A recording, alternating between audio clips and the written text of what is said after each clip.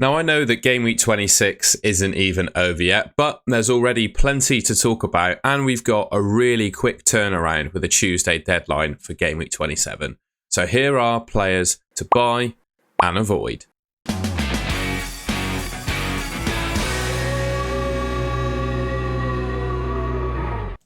Another iconic intro in the bank. I'm going to start the video just by going through very quickly the blank and double game weeks we've got coming up. This is a prediction of, well, we know that Game Week 29 and Game Week 32 are doubles, and then we've got a prediction of future blanks and doubles, courtesy of Ben Cradden here on this spreadsheet. You see that 29, as we know, is a blank for Villa, Liverpool, Newcastle, Crystal Palace. So on a video where I'm talking about players to buy and avoid, you can probably guess I'm not really going to be talking about buying players that blank in Game Week 29.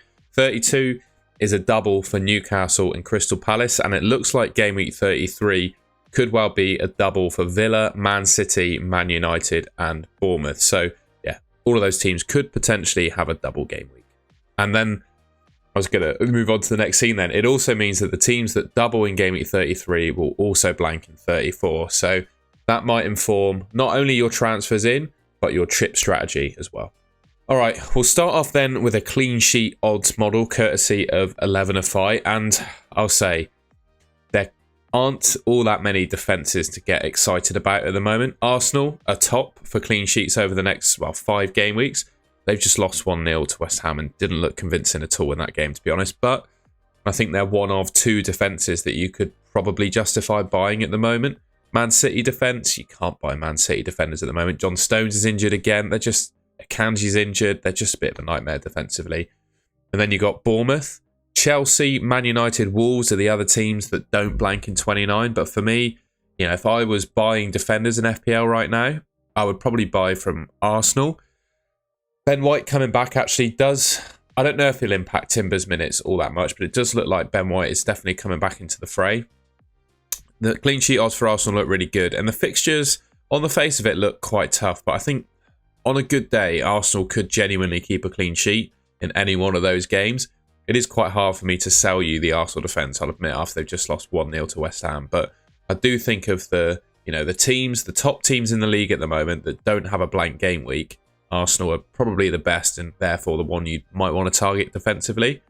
And then the other team is Bournemouth. Obviously, Zabarnyi got sent off against Wolves, so he's going to be suspended, which probably detracts from their defence a little bit. But I look at the fixtures they've got coming up, right? Brighton has a potential clean sheet there, depending on how Brighton play. They probably don't keep one against Tottenham, but with the price of the Bournemouth defenders, I think particularly Howson and, you don't want to bench Kepa, but Howson at like 4.5 million, you can bench him against the tough fixtures. And then it's Brentford, Ipswich, West Ham, Fulham, Palace after that. Those are all games that Bournemouth could definitely compete in and potentially keep clean sheets. So, yeah, I know it's not all that exciting talking about defenders at the moment, but looking at the clean sheet odds, the only 2 teams I'd really pick from at the moment if I was buying defenders, probably Arsenal and Bournemouth. All right, on to some attacking assets. We'll kick off with a projected goals model courtesy of 11fi. You can see there Liverpool top, but they do blank in Game Week 29. Man City in second, Arsenal 4th, Chelsea 3rd. I got a bit mixed up then, doesn't matter. Spurs in 5th, Bournemouth in 6th, Newcastle, Palace, obviously both blanking in 29. Brentford, Brighton. You can see the order there. I don't think, to be honest, there are any real standout teams that would surprise you. The first player I wanted to talk about has got to be Beto. The guy has been on a ridiculous run of form since David Moyes got into the team. We didn't, unfortunately, get to see who is the Everton penalty taker with no Calvert-Lewin on the pitch because the penalty that Ashley Young won got overturned, didn't it? I do have a feeling it could have been Beto, and he could have come away from that game with a brace if VAR didn't overturn that penalty. He's in really good form, and I look at those next 3 fixtures: Brentford away, Wolves away, West Ham away. They obviously don't blank in Game Week 29 either. Those are 3 pretty nice fixtures for a 5 million striker, and particularly if you're looking to dead end your team going into Game Week 30 to wildcard. I think he could be a pretty decent option. I've got a feeling he will take penalties. He's 5 million, 3.9% owned, so nice and differential. And obviously he's in crazy form under David Moyes. I've got to talk about the Brentford duo of Mbumo and Wissa. I think their next 3 fixtures are pretty good. I know I spoke about the Bournemouth defence before, but I also wouldn't rule out, these 2 being able to score points there. I can't really say they've gone under the radar as such, but I don't know, in the world of Twitter, I don't really watch all that many other FPL content creators, I just don't have the time, but in the world of Twitter, I haven't seen a lot of hype around Mbumo and Wissa recently, and it's probably rightly so considering their stats over the last 5 games. You know, they've not been in the best of form, but obviously they performed really well against Leicester. They got Everton and Aston Villa up next at the G-Tech. I think both of those teams, you could say, have holes in them defensively where Brentford could score, and I like both of them, to be honest. I think, you know, you get what you pay for probably with both. Mbumo is that bit more expensive, but his minutes are probably, I'd say they're both probably nailed, aren't they? I can't really argue the minutes. He's on penalties and free kicks. And Mbumo, you kind of get what you pay for. A bit cheaper, no penalties. But I'd actually say from open play, Wissa is probably a little bit more dangerous, to be fair. But I guess there's probably more, is there more competition in the forwards positions? I don't know. But I think they're both pickable options anyway. All right, next up we're going to talk about the Bournemouth mids. Now, I imagine most people have probably made their decision on Bournemouth midfielders already.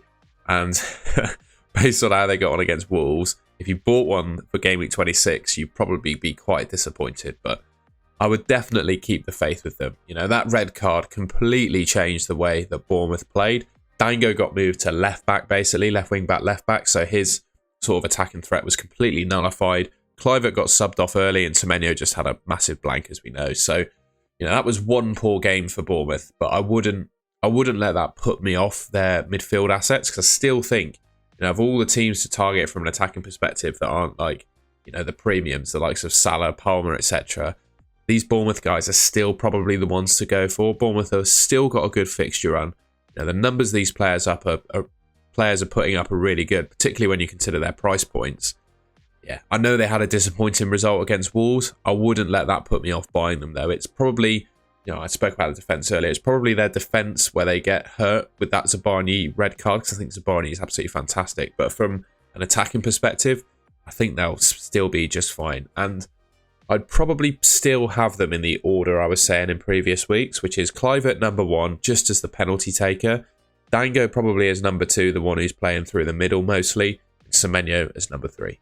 Now, there are a fair few buyers of Nwaneri going into Game Week 26. He was one of the most popular transfers in, and unfortunately got subbed off before 90 against West Ham, and he was seen limping off the pitch. So I think we have to just take stock in, maybe wait for an Arteta press conference to see news on if he's going to be fit for the next game. But if he is, I still, even with those fixtures coming up, I still think he's a good option. You know, you've got a starting Arsenal, well, he's forward, he's playing in the front 3. For 4.6 million, and he's 4.2% owned in the game. And I just want to keep banging on about, you know, the upside to him at the moment, particularly if you're someone that's looking to, you know, dead end your team into Game Week 30, when, you know, I have a feeling Saka might return sort of just after Game Week 30, certainly towards the end of March. Yeah, I think it's almost too good to say no to if he's fit and you need a player. 4.6 million for a starting Arsenal forward. I know they were poor against West Ham, don't get me wrong, but he's been good in recent games, regardless of that West Ham result. And it's similar to the narrative I said around the Bournemouth players. You know, yes, they've had a poor game, but over the long run, Arsenal are like second in the league, right? They're not a bad team. Over the long run, you know, he's proven enough, I think, that one game wouldn't put me off going for him. Bit of differential watch now, and a couple of Tottenham midfielders. I think the next 3 fixtures that Tottenham have, well, to be honest, I think Tottenham, in terms of attacking players, just with the amount of goals they score, I wouldn't, unless they're playing like Arsenal or Liverpool, I wouldn't say there's a fixture that would really put me off. So I'm saying they got Bournemouth in 28 there. I'm not sure I'd be massively put off by that fixture. And spoke about the Bournemouth defence earlier and said they probably concede to Spurs. And I think there are 2 Spurs midfielders that I'd really consider for my team. And I'd probably say Kulusevski's probably better for minutes, because I think he's not Ange's absolute talisman, but he's probably Ange's favourite of those Spurs midfielders in terms of likelihood to start and get minutes. But I actually think the most dangerous at the moment is Brennan Johnson. His numbers, 9 goals, 4 assists in 23 appearances, is nothing to, you know, I think it's really good, basically. Man City, Bournemouth and Fulham in their next 3. I think that's 3 pretty decent fixtures as well, or games where you could imagine Spurs score. You know, Man City at home in Game Week 27 is certainly not a fixture that would put me off, considering how many injuries Man City have in their defence, how they performed in the Champions League against Real Madrid. and just in general how they've been defensively this season. You know, I think Spurs can score plenty of goals in that game. I think Johnson and Kulusevski can be involved in them. They're both nice and differential, and just based on the level of returns both have gotten, I'd probably say Brennan Johnson is my favourite. Now, the minutes for Kulusevski are probably, well, definitely going to be better. But Johnson now has come back from injury. With the fact he's obviously scored that brace against Ipswich, I think he's going to be pretty nailed on for Spurs. Another differential, and that's Jarrod Bowen. Game week 27, he plays Leicester, which is a cracking fixture. I think 3 of those 5 games he's got coming up are good fixtures. Now, I wouldn't rule him out being able to score against Newcastle and Bournemouth either. The thing I really like about Jarrod Bowen, I don't know, he might also take penalties, I guess, if Paquetel's not on the pitch. But anyway, the thing I like about Jarrod Bowen is that he's just the club's, well, from outfield play anyway, absolute talisman, I should say, open play. He's just their absolute talisman, right? He's the club captain, starts every game, plays 90 minutes, and he's just, every time I see Jarrod Bowen play, regardless of the level or whoever they're facing, he does always seem to get a chance to score a goal. And he is one of few players in the Premier League that consistently outperform their XG. So in previous seasons, it was Jarrod Bowen and Son. This season, it seems they're around 3, basically. You've got Bowen, Chris Wood and Cunha, 3 players who I wouldn't rely on XG to drive me to bring them into my team or not. They're always outperforming it. So that's 7 goals against 4.8 XG. I wouldn't worry about it. It's just showing that Bowen is such an elite finisher. And I just think he's a really nice option as a differential. And if you're chasing, you know, I think that win against Arsenal will really give West Ham a bit of a bump. And yeah, Leicester up next. What more could you want?